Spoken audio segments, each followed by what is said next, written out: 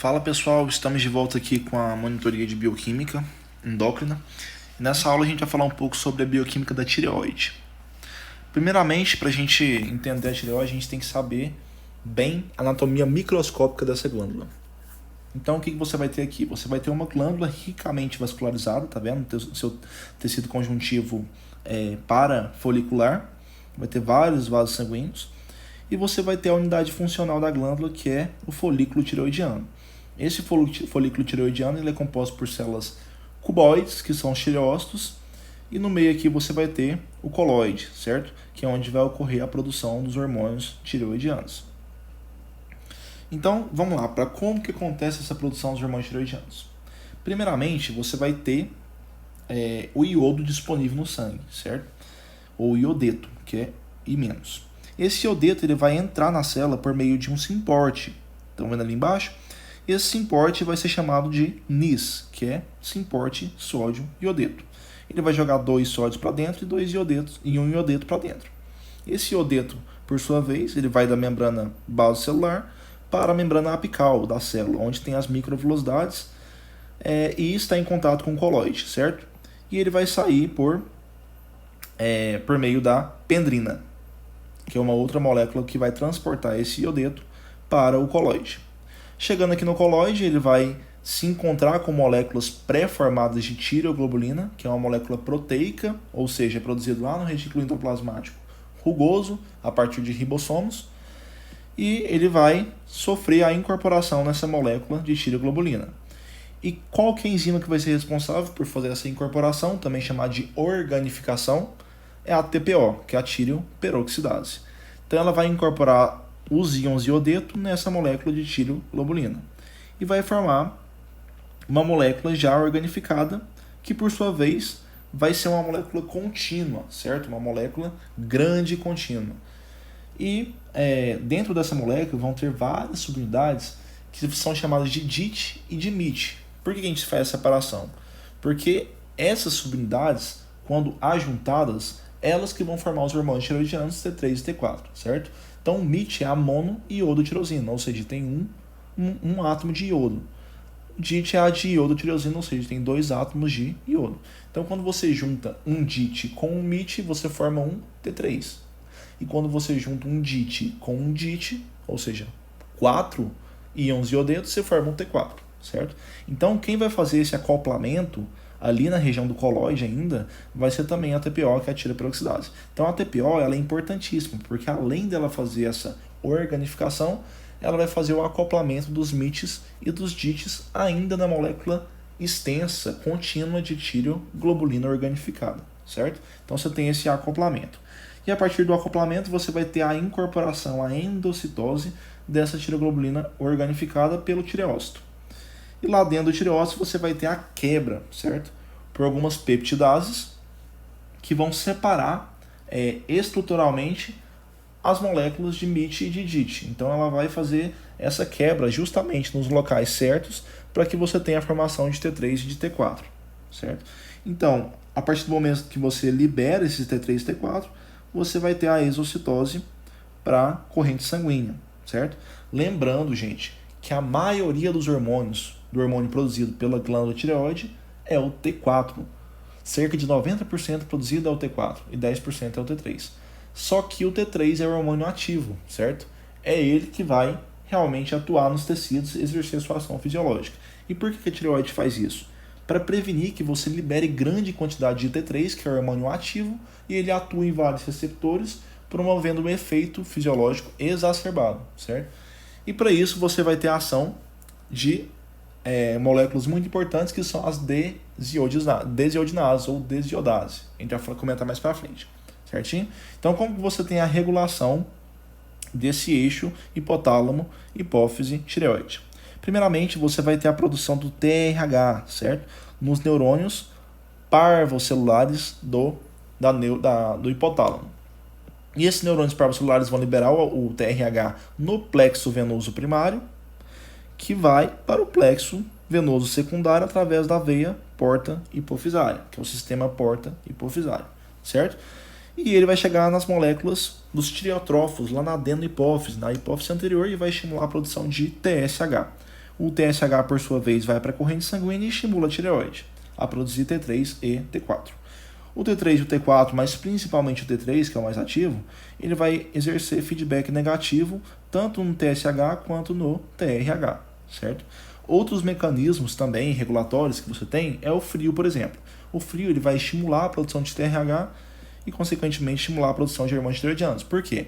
Porque os hormônios tireoidianos, como a gente vai ver mais para frente, eles têm efeito termogênico. Então, ele vai combater esse frio, certo? Certinho? E outras moléculas também, existem várias, né? Aqui só está representado em duas. A dopamina e a somatostatina vão também inibir a produção de TSH, certinho? Uma coisa interessante que eu quero comentar com vocês aqui, no caso de hipotireoidismo primário, que é aquele em que a glândula tireoide tem deficiência de produção de T3 e T4, você vai ter uma situação muito interessante, que é a hiperprolactinemia. Você pode ter isso. Por quê? Porque no hipotireoidismo, como você tem o T3 e o T4 lá embaixo, você vai ter o TSH muito elevado. E, como eu falei no vídeo anterior, se vocês se lembram, o TSH ele é parente, certo? Da prolactina também. Falei errado, gente. Ele vai estimular muito o TSH. O TSH lá em cima e o TRH, consequentemente, também lá em cima, vão fazer com que haja alta liberação de prolactina pelos lactotróficos lá na hipófise. Por quê? Porque o TRH ele é um fator estimulador da produção de prolactina. Então, ele é um fator liberador, diferentemente da dopamina, que é um fator inibidor da produção de prolactina. Certinho? Então, como é que você vai ter o transporte desses hormônios tireoidianos no sangue? Você pode ter basicamente por 4 moléculas. A principal delas é a TBG, que é a tireoglobulina, ou Thyroxine Binding Globulin, certo? E essa TBG, 70% dos hormônios tireoidianos vão ser transportados por ela. Em segundo lugar, você vai ter a transtiretina, que é cerca de mais ou menos 10 a 20% ali dos hormônios tireoidianos são transportados por ela. E por último, você vai ter a pré-albumina e o HDL, que são moléculas menos importantes no transporte, mas também exercem efeito. Certinho? Então, chegamos ao ponto que é muito importante, que inclusive o Marcos Paiva cobra muito na prova dele, na prova tripla, que é a questão das desiodases.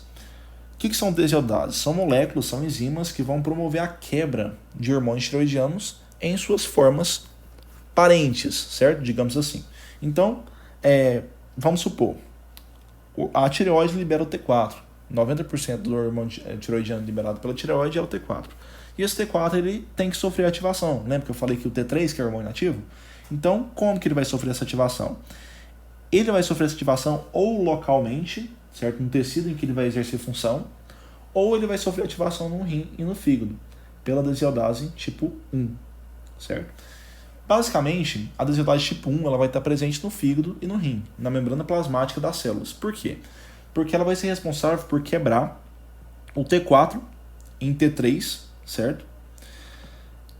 E ativar esse hormônio, porque o T3 é a forma ativa. E por que isso vai ser importante? Porque quando você tem a quebra do T4 no T3 no fígado e no rim, você vai ter a biodisponibilização desses hormônios, desse hormônio, que é o T3, para a circulação sistêmica, para os outros tecidos, certinho?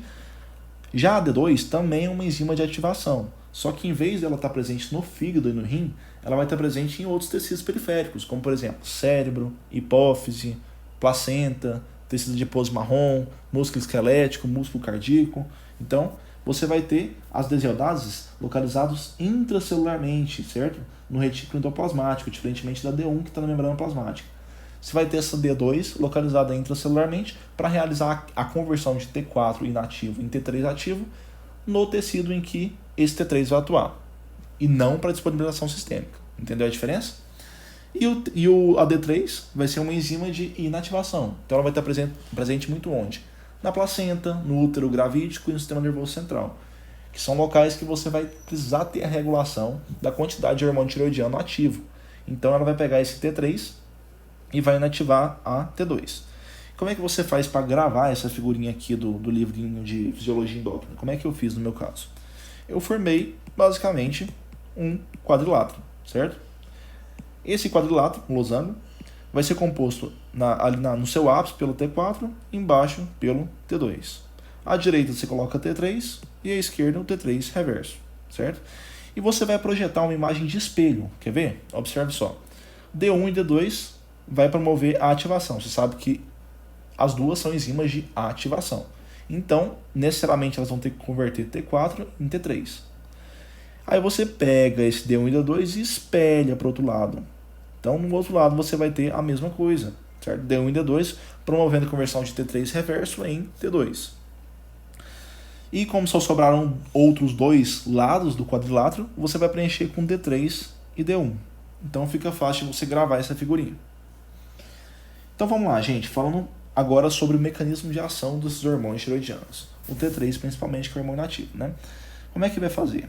O T3 ele vai entrar na célula no hormônio lipofílico, então ele vai atuar em receptores intracelulares, mais especificamente receptores nucleares. Esse TR que está escrito aí é o receptor de T3. Esse receptor de T3 ele vai ativar vários moduladores, vários coestimuladores, certo? Que vão culminar com a transcrição do DNA em proteínas que vão exercer o efeito fisiológico do hormônio tiroidiano, certinho? Então ele vai lá, se liga ao receptor de hormônio tiroidiano, que vai promover uma heterodimerização com o receptor RXR, que vai lá em elementos de resposta do DNA e estimula a transcrição desses elementos de resposta, certinho? Só que além desse mecanismo central e mecanismo nuclear, ele vai ter um mecanismo também não genômico, mecanismo metabólico. Ele pode atuar por outros tipos de proteína, outros tipos de sinalização intracelular, como por exemplo a proteína G. Alguns efeitos fisiológicos, vou só passar por cima, porque isso é mais fisiologia do que bioquímica, né? No coração ele vai ter o quê? Ele vai ter um efeito cronotrópico e inotrópico positivos. O que significa dizer isso? Ele vai aumentar a frequência cardíaca, que é o cronotropismo, e ele vai aumentar também a força de contração cardíaca, que é o inotropismo. Consequentemente, você vai aumentar o débito cardíaco e, por sua vez, você pode aumentar a pressão arterial, pode aumentar a perfusão dos tecidos e prover mais oxigênio e nutrientes para os tecidos, certinho? E como que ele vai fazer isso? Ele vai aumentar a expressão de receptores beta-adrenérgicos, principalmente nesses tecidos, certo? Então ele vai estimular, vai sensibilizar esses tecidos à ação da adrenalina, que por sua vez é cronotrópico e inotrópico. Outro efeito, ele vai ter um efeito catabólico sobre o tecido adiposo, vai estimular a lipólise. No músculo, ele vai ter também um efeito catabólico, então ele vai estimular o turnover proteico, esse hormônio tiroidiano. O que é isso? Ele vai estimular tanto a quebra quanto a síntese de novas proteínas. Só que o resultado entre quebra e síntese vai desfavorecer, vai pender para o lado de quebra. Então, você vai ter uma proteólise mais acentuada, certinho? No osso, por exemplo, ele vai ter um efeito importantíssimo no desenvolvimento desse osso. Muitos dos autores falam que ele é responsável, em grande parte, pelo crescimento e pelo desenvolvimento do sistema esquelético do feto durante a gestação, certinho? Então ele é importante. Outra coisa também que ele faz é o desenvolvimento do sistema nervoso central, principalmente no feto, no lactente e na criança. Nos intestinos ele vai fazer o quê? Ele vai estimular a absorção de carboidrato, vai estimular também a peristalse gastrointestinal. Ele tem algum efeito também no metabolismo lipoproteico, então ele vai aumentar a expressão de receptores de LDL, consequentemente depurar mais esse colesterol ruim do corpo. Então alguns autores falam que ele tem um efeito cardiovascular positivo, só que alguns estudos também mostram que não é tão evidente assim esse efeito, porque em casos de hipotireoidismo, por exemplo, você pode ou não ter doença cardiovascular. É mais comum ter, só que nem todos que têm hipotireoidismo têm doença cardiovascular, por aumento de LDL, certinho? E outros são efeitos calorigênicos, por exemplo. Ele vai estimular a termogênese, tanto a termogênese obrigatória quanto a termogênese facultativa. E a gente vai comentar mais especificamente sobre isso no próximo slide, porque é uma coisa que o Marcos Paiva cobra muito na sua prova, certo? Então vamos lá. Ele vai estimular a termogênese basicamente por dois mecanismos. Ele vai estimular os ciclos fúteis e ele vai estimular a expressão da proteína desacopladora. Primeiramente, a gente vai comentar os ciclos fúteis. Isso aí cai na prova tripla, hein? Já vi perguntar, prova de calor e veterano, e na minha prova também caiu isso, se eu não me engano.